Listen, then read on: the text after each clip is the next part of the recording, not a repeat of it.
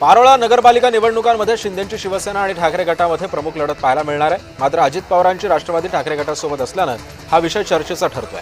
तर पारोळ्यामध्ये शिवसेना विरुद्ध शिवसेना अशी प्रकारची चुरस पाहायला मिळते।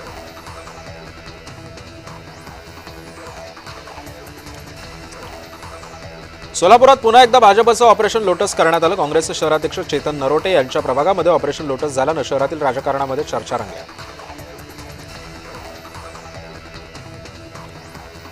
उपमुख्यमंत्री एकनाथ शिंदे यांची जुन्नर नगर परिषदेसाठी सायंकाळी 4 वाजता जाहीर सभा होणार आहे। तर सायंकाळी 5 वाजता चाकण नगर परिषद इथं उपमुख्यमंत्र्यांचा रोड शो होणार आहे। पुण्यातील खेड तालुक्यामध्ये उपमुख्यमंत्री अजित पवारांच्या 3 सभा आयोजित करण्यात आल्या आहेत। लातूरच्या 5ही नगरपालिका आणि धाराशिवच्या 8ही नगरपालिका भाजपच्याच येतील असा विश्वास माजी मंत्री बसवराज पाटील यांनी व्यक्त केलेला आहे। बापूराव पाटील यांच्या प्रचार सभेमध्ये बसवराज पाटील यांनी व्यक्त केला होता विश्वास। यावेळी बसवराज पाटील यांनी मुरुम गावामध्ये प्रचार रॅली काढत शक्ती प्रदर्शन सुद्धा केलं होतं। निवडणूक आयोगानं कायद्याचा चुकीचा अर्थ लावला, निवडणूक पुढे ढकलणं चुकीचं आहे अशी खंत मुख्यमंत्री फडणवीसांनी व्यक्त केली। संसदेमध्ये नारे नकोत, नीतीवर काम हवं, नाटकं करण्यासाठी इतर जागा सुद्धा आहेत असा हल्लाबोल पंतप्रधान नरेंद्र मोदींनी विरोधकांवर केला। छत्रपती संभाजीनगरमध्ये मुख्यमंत्री देवेंद्र फडणवीस आणि उपमुख्यमंत्री एकनाथ शिंदे एकाच हॉटेलमध्ये मुक्कामी थांबले होते। नगर परिषद नगरपालिका प्रचारासाठी दोघेही संभाजीनगरमध्ये पोहोचले होते।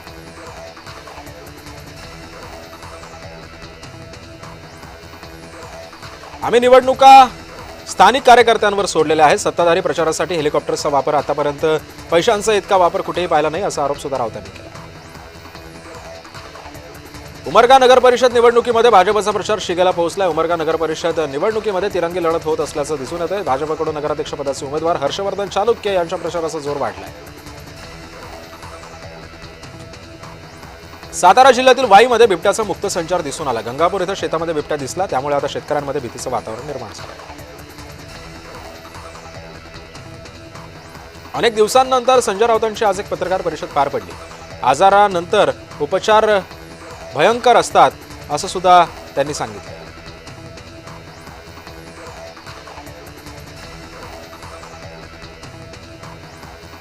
शिंदेंच्या शिवसेनेचा कोथळा अमित शहाच काढणार, शिंदेंच्या सेनेचे 35 आमदार फुटणार असा दावा संजय राऊतांनी आजच्या पत्रकार परिषदेतून केलेला आहे। महाराष्ट्रापासून मुंबईला तोडण्याचे प्रयत्न सध्या सुरू आहेत। राज ठाकरेंसोबत असणं मुंबईसह राष्ट्राची गरज आहे असं सुद्धा मत राऊतांनी व्यक्त केलेलं आहे।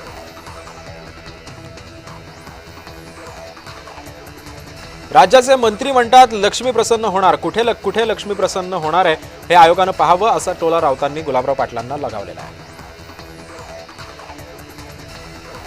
सांगलीमध्ये तासगाव नगर परिषद निवडणुकीमध्ये पवार गटाचे आमदार रोहित पाटलांनी आता घरोघरी जाऊन प्रचार सुरू केलेला आहे। यावेळी नगर परिषदेमध्ये पवार गट आणि मित्र पक्षांची सत्ता निश्चितपणे येईल असा विश्वास सुद्धा लोकांकडून व्यक्त केला जातो।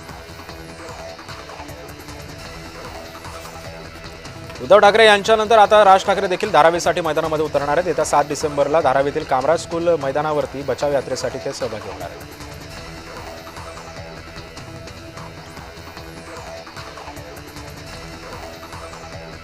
शिवसेना आणि कोकण वेगळं होऊ शकत नाही असं एकनाथ शिंदेंनी कालच्या एका सभेमधून सांगितलेलं आहे।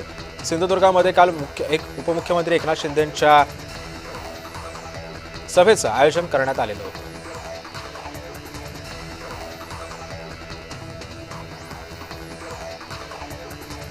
गावामध्ये नाही पद आणि नाव म्हणतात गणपत, सुनील तटकरे यांनी आमदार महेंद्र दळवींना टोला लगावलाय। आधी अलिबागला उमेदवार उभा करा मग बोला असं आव्हान सुद्धा तटकरे यांनी महेंद्र दळवींना दिलं।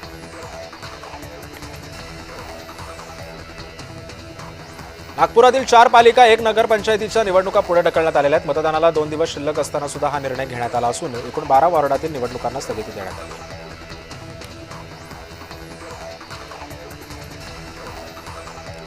नगरपंचायत आणि नगर परिषद निवडणुकीच्या प्रचाराचा आजचा शेवटचा दिवस आहे। नागपूर जिल्ह्यामध्ये महसूल मंत्री चंद्रशेखर बावनकुळे यांच्या प्रचार दौऱ्याचा धडाका असेल। नागपूर जिल्ह्यामध्ये 22 शहरामध्ये भाजप विरुद्ध काँग्रेस असा थेट सामना पाहायला मिळणार आहे।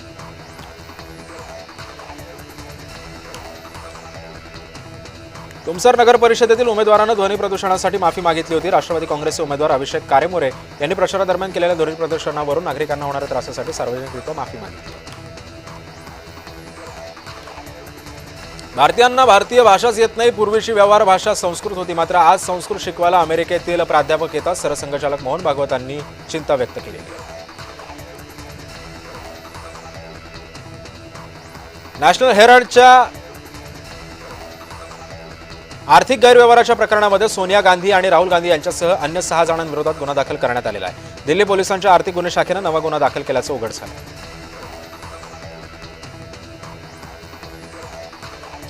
नॅशनल हेराल्डच्या आर्थिक गैरव्यवहाराच्या प्रकरणामध्ये आता गुन्हा दाखल करण्यात आलेलाच आहे. सोबतच दिल्लीमध्ये आजपासून संसदेचं हिवाळी अधिवेशन सुरू होतं. या अधिवेशनामध्ये केंद्र सरकारनं चर्चा आणि मंजुरीसाठी 2 विधेयकं सूचीबद्ध केलेली असून 10 विधेयकं पटलावरती मांडण्यात येणार आहे.